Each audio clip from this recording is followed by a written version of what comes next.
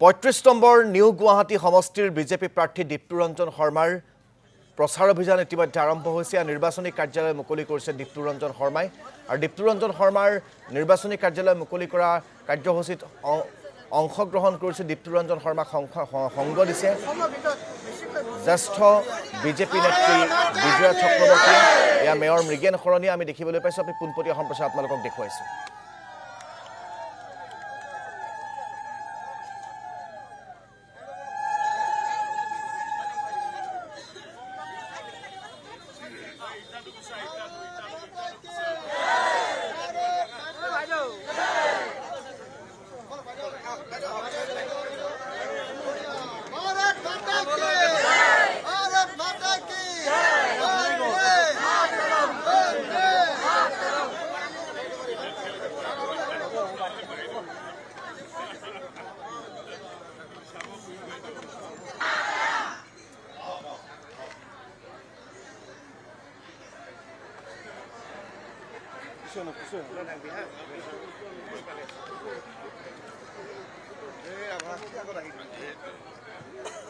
আগত মোবাইল খাৰাপ হয়ে আছে।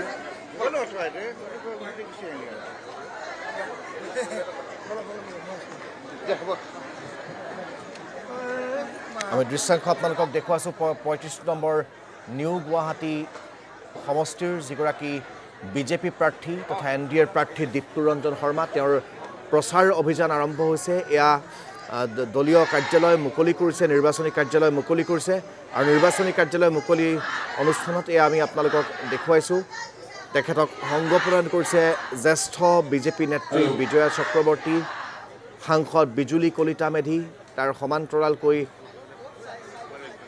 কুইন ওজাক দেখিবলৈ পোৱা গৈছে, মেয়ৰ মৃগেন শৰণীয়াক দেখিবলৈ পোৱা গৈছে।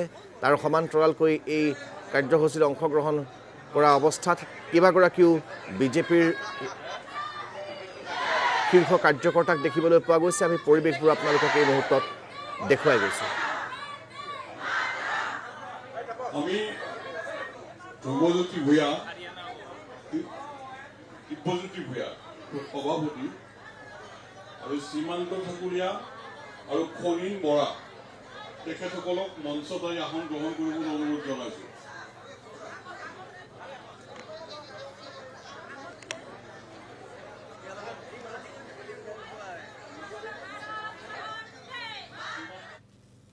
ইলেকশ্যনৰ কাৰণে আমি আমাৰ মুখবিলাক তোমালোকে দেখিছা, ছোৱালীবিলাকৰ মুখবোৰ চবেই ফূৰ্তিত আছে, কোনো চিন্তাত নাই।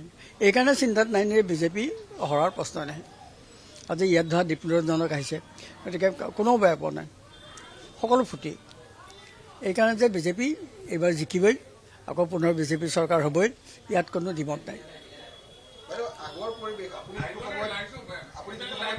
হা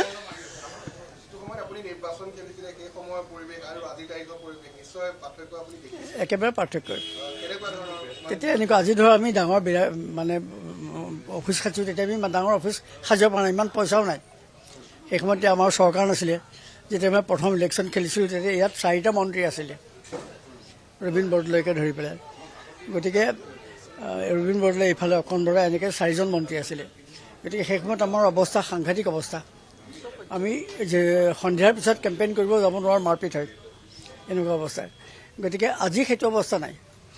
আজি বিজেপিহে আপাৰ হেণ্ডত ওপৰত আছে, বাকীবোৰ দল এতিয়া নাই। কংগ্ৰেছ আধা মৰা আধা জীয়া হৈ এটা নুমাও কৰা চাকে এটা নিচিনাকৈ ধিমিক ধামাক কৰি আছে কংগ্ৰেছ।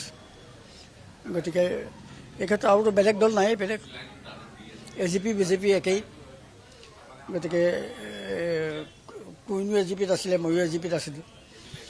গতিকে এতিয়া বিজেপি মানে এটা শ্ৰেষ্ঠ দল বুলি ক'ব পৰা অৱস্থাত আমি আহিছোঁ সমগ্ৰ ভাৰতবৰ্ষতে।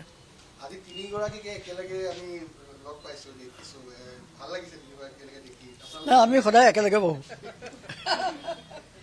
আমাৰ কোনো কাৰো প্ৰতি কোনো মানে আমাৰ মনোভাৱ নাই। আমাৰ এনেকুৱা যে ভাই ভনী আমি একেলগে থাকোঁ। কিন্তু মোৰ এটা দুখ আছে যে বিজুলীয়ে আজিলৈকে খাবলৈ নামাতিলে। কাৰোবাক বহুত দিলে, আমাক কিন্তু নামাতিলে। ছোৱালীয়ে ভাল পাব, কোনোবাই বেয়া পাব, শেষত এক হৈ দৰা ঠিক কৰে।